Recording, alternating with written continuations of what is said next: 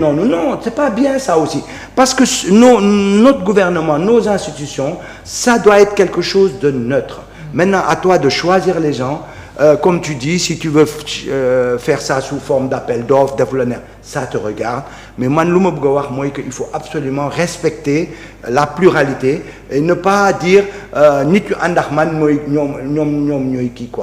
moi, je suis pour une ouverture. Ok, ci ponk boobu dalaloon nañu xel yi jamono bi ñuy campagne parce que waxoon nañu ne poste yu bëri appel à candidature la ñu koy def. ñu bëri approuvé woon wax ne dina éviter effectivement situation yi ñuy wax mooy jël say partisans say militants say farandoo fal leen mais dafa mel ni dellu nañ ci ginnaaw wala en tout cas gisaguñu ko loolu jaaxalu leen appel à candidature bi ñu teg ci suuf.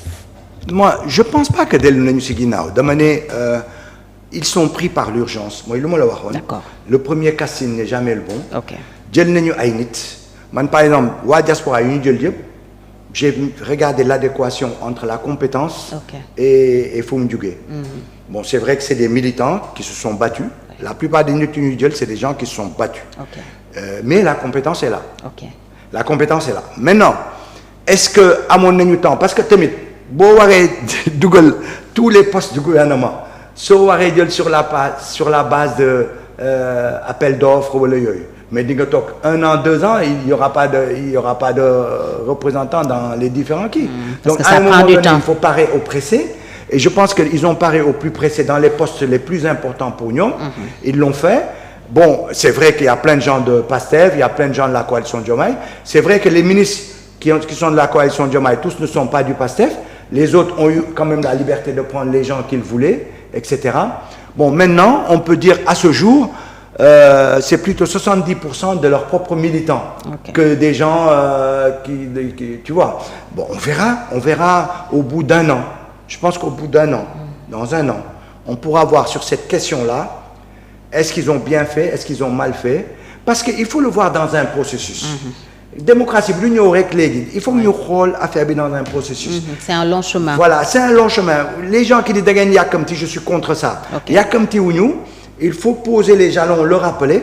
Par contre, il ne faut pas attendre le résultat tout de suite. Il faut voir simplement est-ce qu'on est dans la bonne direction. Bu ñu nekkee dans la bonne direction, loolu mooy produire ay affaire quoi. Moi, je pense que loolu moo gën important.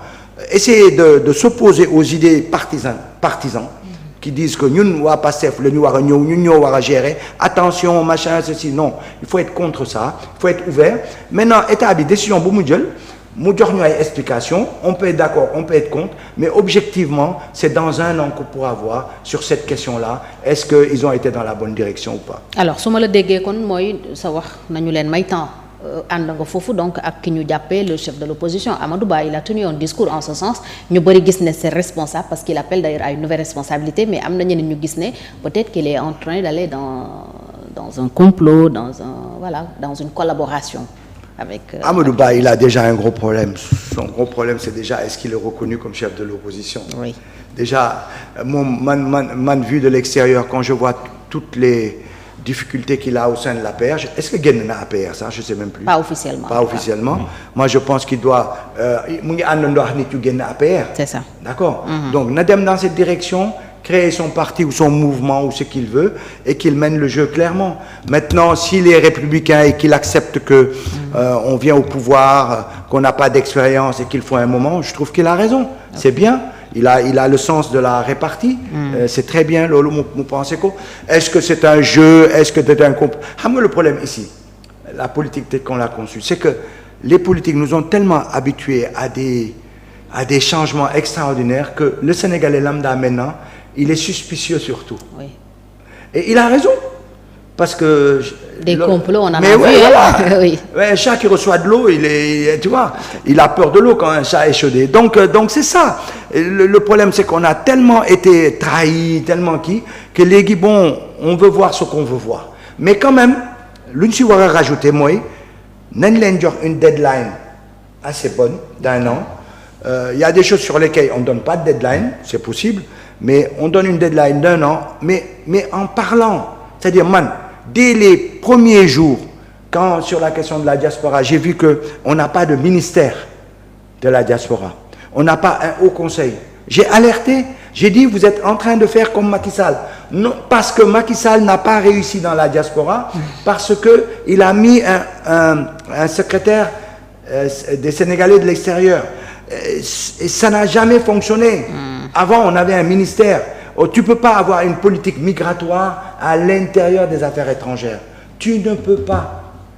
C'est un cadre qui est à part. Regarde par exemple le Tahirou là. Mais c'est un gars qui a défendu des thèses pour moi racistes vis-à-vis des étrangers qu'on accueille sur notre sol. Mais qui l'a répondu?